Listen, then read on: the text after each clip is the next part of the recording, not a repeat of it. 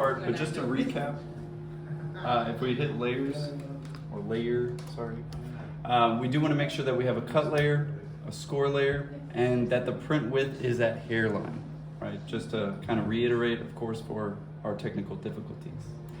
However, you guys will be the only one who actually understands this inside joke.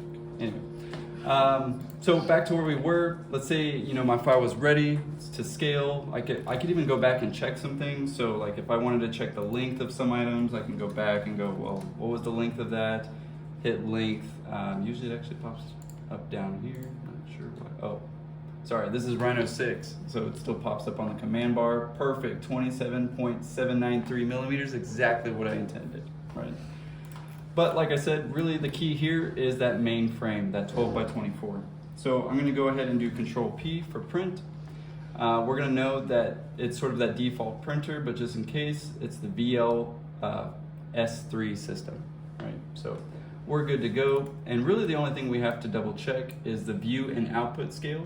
So we're gonna click on Window, and we're gonna set it ourselves. Now you can really pick any corner, and you can see that those proportions are gonna match. If they don't match, that's a dead giveaway that possibly your 12 by 24 is incorrect, right?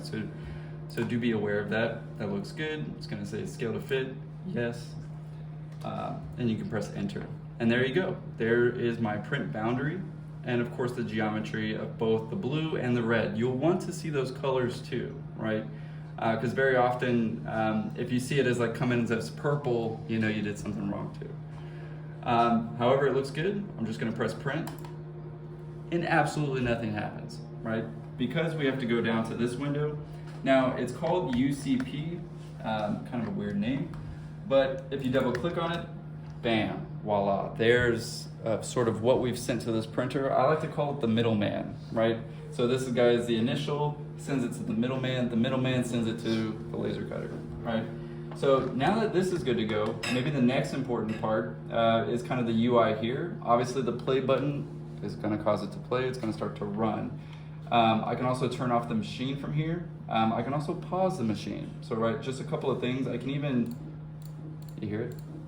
I can even move the machine, you know, very incrementally. I can even go on focus view, right? So if I click on that and I go, well, I kind of want to see where it is on the bed.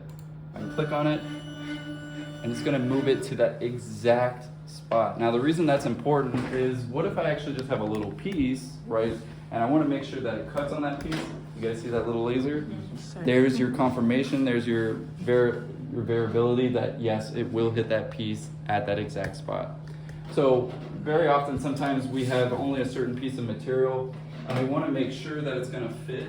So, you know, I click on that and I go, oh, see, my piece isn't big enough, right? So that I can actually go, okay, see, yeah, I'm gonna miss that piece, right? So just to kind of give you some tools, just because I don't know what you're gonna run into, I think for this project at least, you're probably gonna be more like putting down sheets and sort of cutting the whole thing. So that might not be a huge issue. Yeah, it'll be a 12 by 12, but right. Yeah. But again, that 12 by 12, again, you'll wanna make sure that it's that 12 by 12 position. So from here, basically we just click on settings. Takes a second to load. Not sure why that's taking so long. Did it freeze? Oh, guess it froze. What happens when you use the black one? Black. Oh, you turn it off? No. Interesting. Does it fall asleep? Never done that before. Uh-oh. However, like I said, that guy's the middleman. So what's kind of nice is, I bet if I double click on it again, it's back, right? And of course that's gonna reconfigure itself. I'm sure there's an error chart somewhere in there, and it put a little error log. Which red, what happens when you use black, for example, in those cases? Like it says it's gonna take forever, but... That'll count as a layer, so you can actually skip that black layer, right? Because you remember my frame was black? So it's gonna end up going, oh, do you want that cut too? It doesn't know the difference. So you can tell the machine, ignore black. You can also tell it to ignore blue, you can tell it to ignore red, you know, just a lot of things. You know what black will do in those cases? Because like... In most cases, it starts to raster. Oh, it's raster? Right, that's usually why it takes a year and a half, because it's trying to make that big box. So the machine ends up having to go through literally every single configuration that it can go through just to kind of match that. Oh. Because technically there's a black line around this as well, even though we can't really see it. But it looks like we're good. It says door open, so things are connected again. I think maybe the issue is, I'm not sure kind of what happened, because it is working again, so. For comedic reasons. Yeah, it does look like it's homed, right? It's right in that position, so yeah, there we go. Good to go. But it is making a lot of funky sounds. Again, just be wary of what kind of sounds and things that are. None of these so far are really abnormal. That's pretty consistent for like a weird restart. However, it tells me my laser's still there, so I'm not sure. Maybe that's just a focus view.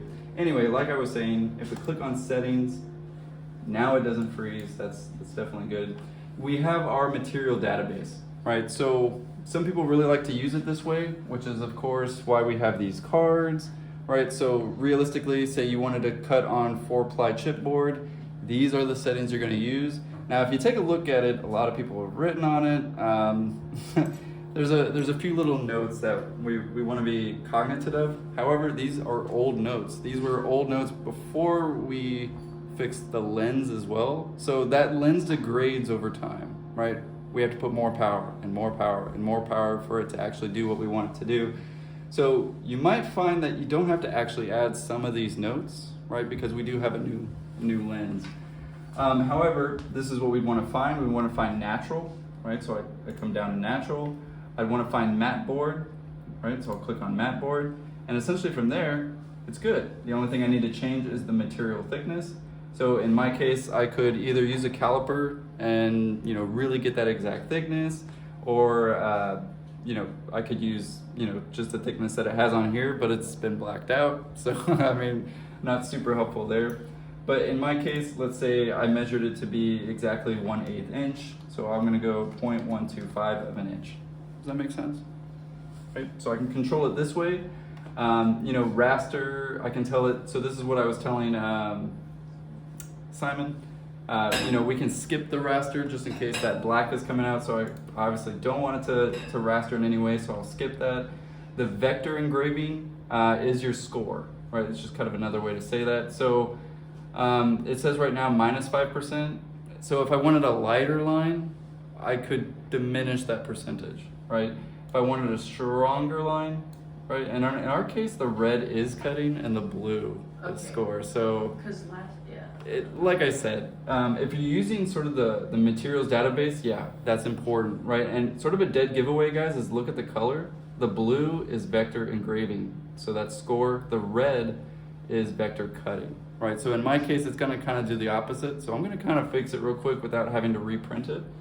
So there is also manual control, right? And I like to say this because honestly, there's a lot more information on Reddit, right? If you're familiar, just type in laser cutter, universal laser systems, and you'll get a plethora of information of experts that use these machines every day, and they have their manual numbers that they like to use. This is where manual control comes in handy, right? It's the exact same thing, black, blue, and red. However, I can change some things, like, just in case I accidentally put the wrong colors, like I did in my case, I can actually control that.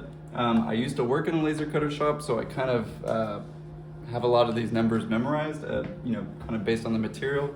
So before I want to put anything manually or the materials database, I need a piece of material, right? So that's going to be hard to cut.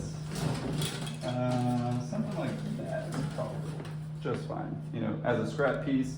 Like I said, I'm going to want to sort of move that as well. So it should cut about right there. So again, I can check, but now I have my material. It's a fairly thin basswood, so I would say it's comparable maybe to that, right? I mean, it's a lot thinner than that, I guess. But yeah, honestly, a lot of the times you're gonna run into like, sir, you guys don't have the materials that I want to use, right? So again, I would use Reddit or the materials database, right? To of course find those numbers. Now in my case, I know that it's gonna cut pretty well. So again, blue line cut. So I'm just gonna set this actually, and you don't ever want to use 100%. So For me, I'm a very analog person. But Alright, we're gonna do that. just to recap, we can set these settings manually, right? Or we can do it through the materials database. For this explanation, I'm gonna go ahead and do it manually just because that's what I'm really good at. Again, I don't expect you guys to just go manual control. I would say materials database first, unless you've already used the laser cutter before and you're trying to hone in your settings. Reddit's the way to go. Manual is definitely the way to go. But these pieces tell us where to find the Exactly. materials in the Exactly. materials database. Exactly. And in most cases, we will not change it. So in most cases, yeah, you can use these, right? We can just Right. use the material database. However, if you wanted to do paper or something like that, it's going to require much different settings, right? Of course, look it up. You have a computer in your pocket, right? So I want to cut the blue. So again, I'm going to change it to 90, 10, and 500. I'm also going to change my Z-axis to, it really should be off. So again, I'll change those settings, hit set. I want the red to score it, so I'm going to make it go really fast and very unpowerful. So maybe 55% and 75 speed. Of course, I'll keep that off as well. And then I do want it to still skip that black. That way I don't end up, accidentally rastering the entire thing. So those are pretty good settings for me in this situation. If I was going to do it material database, again, I would go to matte board, right? I would find material database, natural, matte board, right? And I can even further, look at these settings, but again, I wouldn't change any of those because that's essentially what it's reflecting on here, right? So of course, yeah, in fact, please do not change these settings, and it looks like they're actually locked, so we're good. But yeah, we can, again, add some more or less to those. Again, I'm gonna use the manual control. Doesn't look like it kept my settings. That's really annoying. So let's change those back. Go with 90, 10, 500, and let's go with... And again, if you were to select a materials database, you would not have to Exactly. worry about. You would not have touching to worry those. about this. Okay. But yeah, those look good to me. I'm gonna press OK. Now, like I said before, I do want to make sure that it ends up on the material. So I'm gonna kind of click on the extents to see. All right, I know it's gonna hit the material. I know it's gonna get on there. Let's try the other side. Oh yeah, can I get it? Mm-hmm. And did I pick a good piece or what? Anyway. Just on the money. So right on the money. Next thing I gotta do is level the Z. Right, so this is probably the most important part because some of you guys cut stuff and you're like, it didn't cut, it didn't even go all the way through, and it happens to do with the focus of the laser, right, which is essentially what we do in the Z-axis. So you'll take this guy over here, please put it back. I know it sounds really ridiculous, but this piece is like $100, so don't lose it. It's really stupid. I could probably 3D print one, but please don't lose it. It does have this little lip, right? So this little lip needs to line perfectly with the bottom of this 2.0. That 2.0 stands for 2 inches. So it needs to be exactly 2 inches from the material, right? So if you have thicker material, I gotta lower my bed. If I have thinner material, I have to raise the bed, right? Because it does need to be exactly 2 inches. So I'll basically put this guy here, and if you wanna get the camera in there, it's a little bit hard, right? You'll see that I'm really distant from the space. Right? So let's focus in on right here. You'll notice that this piece is flush with this red plate. However, once I start raising it, take a look right here.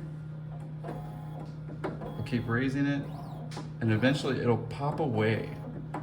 That's where I know it's off, right? Because I want it to be flush, right? And I can kind of push it, but I want to dial it just perfectly flush. So I'm lowering it just a little bit. What I like to do is lower it until I see it go bump. Once I see it go bump, I take it one step back and it's good. All right, so let's look for the bump out. There it is. It's very hard to see. So I'll take it one step back. It's good. All right, so now we know that it's leveled. I'll take this piece out. Put it right there. Of course, close this. I know it sounds kind of intuitive, right? But the machine won't work unless it's closed. Also, as a safety procedure, if you open this, it'll immediately stop the laser too. So keep that in mind. Don't open this and like want to look at it or before it's finished. Otherwise, we'll have to do it again. Last but not least, at least in terms of the door, if you do see a fire in here, right? Because it very often happens. Sometimes the laser is too slow. Sometimes it's burning the material, which is why there should always be somebody in here. You should never, ever, ever send a cut and leave with nobody in here to watch it. It's a perfect way for a fire to happen. So the reason this is kind of a safety tool, if you do see a fire, and the whole reason there's even glass here is so that you can see if there's a fire on the material, open it immediately, right? Now, what I mean by fire is not just like the laser hitting the material and there's like a little tiny flame, that's usually okay. If the material is on fire, trust me, you'll know that I need to open this and, sort of turn off the machine, call somebody immediately. There actually should be a fire hydrant in here and Fire extinguisher. extinguisher. I think there is one somewhere, but it should actually be in this room. Maybe we ask Juan and Isaac. There's probably a spare one around, but there needs to be one in here. Open the door, takes away its oxygen, it's good to go, right? Last but not least, this guy right there, the exhaust fan. Let's go ahead and turn that knob. So it's a timer knob. It's good for maybe about an hour. Go ahead and turn it. That's the sound you want to hear before you start laser cutting, right? If that sound's not on, you shouldn't be laser cutting, right? So, yeah. But yeah, you'll notice it's basically pulling all that material, it's pulling all that air. Right. And I should be good to go, so I can press play.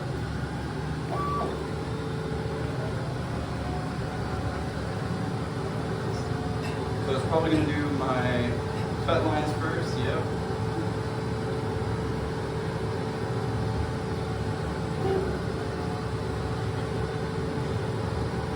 Maybe I did my score first. My little scores. And just like that, it's done. Now keep in mind that's a very small piece. The more lines you have, the longer it'll take. But now I have an excellent little piece. What do you want to see? Yeah, I got it. Okay. The laser can't cut aluminum. In fact, the only thing that can cut aluminum is high pressured water, right? So the reason we use aluminum here is because it actually reflects the laser. So what it's doing is it's hitting a bottom aluminum piece and it's reflecting back, and it's usually causing that mess. If you want to avoid this mess on your material, use some masking tape or your drafting tape. Actually, that's what I would do first to this, is put a layer of tape sort of all over it on both sides, right? Now I'm going to increase the power by a fraction, maybe 3% at most, or maybe I can even slow it down a little bit. Again, it's kind of weighing those two things. If I go really fast with a lot of power, it's the equivalent of using that same power. In fact, I can get more power by just slowing the laser down. Does that make sense? Think of it as almost like a plasma cutter, right? If I sit there with a plasma cutter, have you guys ever seen Star Wars and he gets a lightsaber and he like burns a hole through the whole thing? He goes real slow because he's like trying to go through this really thick piece. It's really kind of essentially the same property. But to get rid of those burn marks, I would say use tape. Tape is really effective. Once it's done cutting, take it off. Now, tape usually hurts the scoring a little bit. It's a little harder to get. However, if you're just cutting into material, it's a great way to do it. Keep in mind that you saw how fast this got cut, right? Cuts really well because it's very thin. However, the thicker the material, significantly exponentially slower the laser has to go to cut through it. Very often I would say this is kind of the timing game. You could spend upwards of 5 to 8 hours cutting stuff in here depending on how many layers you have and how thick those materials are. So I would express, go for the thinner materials. This thing can cut paper. It can go really, really fast and actually make some really unique paper things that you can actually attach to maybe another substructure that you can cut out by hand, right? So there are some unique ways of doing this. For instance, I can use this as a frame and I could put that piece of paper on here, or even have a really interesting model by having both analog and laser cutter, things like this. One principle I would say about the laser cutter is you want to make it look like it was not laser cut. In fact, those burn marks, those things like that, those are easily sanded off. right? Now, don't get me wrong, you're going to get into certain situations that you know you can't sand, right? Which is why the tape might be helpful in that regards too. So, great questions.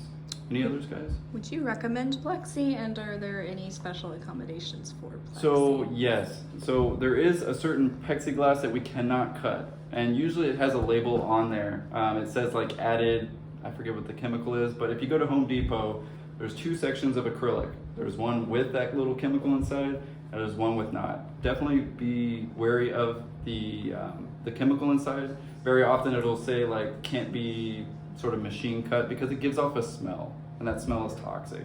Now don't get me wrong, like we do have an exhaust system, but it will make you sick over a long period of time. Same thing with MDF. They say, I kind of like the smell of it, but you know, like it's not good for you.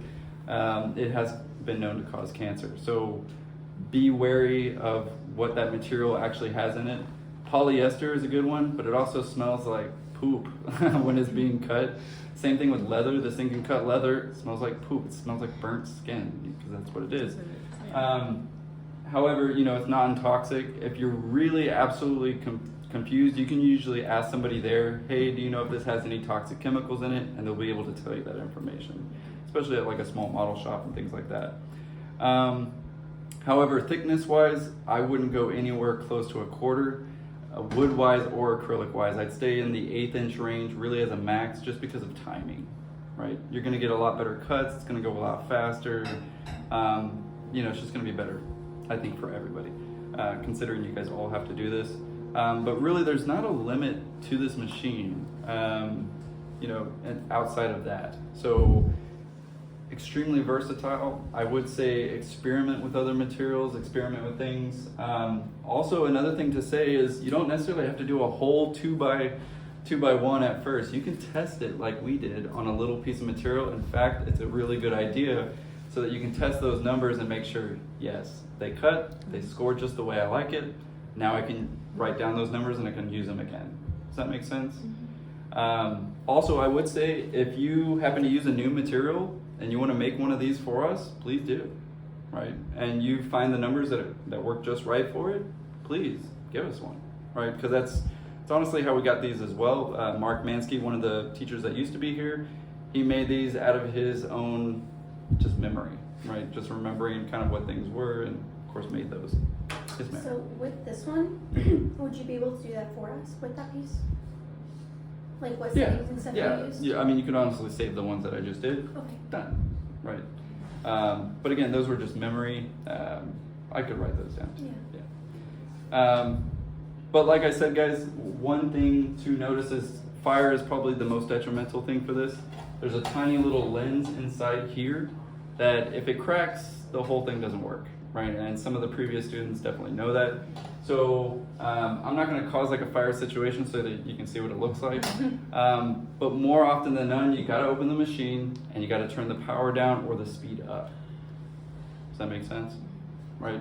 So be cognitive of this. I would do a test piece first, very small. That way you're not wasting everybody's time. You're not wasting your time trying to do something over and over again. It also uses the laser cutter. And let's face it, this thing only has a lifespan of about 50,000 hours per lens, right? Now, don't get me wrong, that's a long time, but over thousands of students over 3 years, it does wear it down, right? So be cognitive of that. But yeah, like I said, safety is the #1 key of the machine, and of course yourself. Don't stick your hand in there. It would turn off anyway. There's no way you could anyway. So if you do see somebody who's not supposed to be in here, tell somebody, right, immediately. If you see the machine broken in any way, tell somebody, especially Isaac or Juan, and of course their numbers, all of our numbers except mine, unfortunately, is on there. Last but not least, I should have said this first, make sure you sign in and sign out. Also, don't be ridiculous on there. Nadia, one time, she put, oh, I did 1,000 cuts. Like, you didn't do 1,000 cuts, come on. Be honest on these things, because actually, she left the door open on hers, and we found out that it was her. No, she didn't get in trouble, but you know, we did give her a lot of reminders. Hey, you left a $3,000 machine for the taking. Anybody could have came in here, taken it. It would have been your fault for just not closing the door behind you. So just be wary of this, guys. This was donated to us. It's not something we can honestly afford. the fact that we even have it available, we're really pushing our own sort of SAC budget, if you will, to keep it here. So let's be respectful. Honestly, you know, the golden rule of what they taught you in kindergarten, make the place look better than how you found it, always, right? So if there's a bunch of mess in here, I know it sucks, but please clean it, right? Leave it better for the next person. Great questions, though. Any others, guys? Think you got a handle for it? Maybe a little bit better than last time you used it? Yeah. Well, Fair last time enough. I used it, it was breaking, so.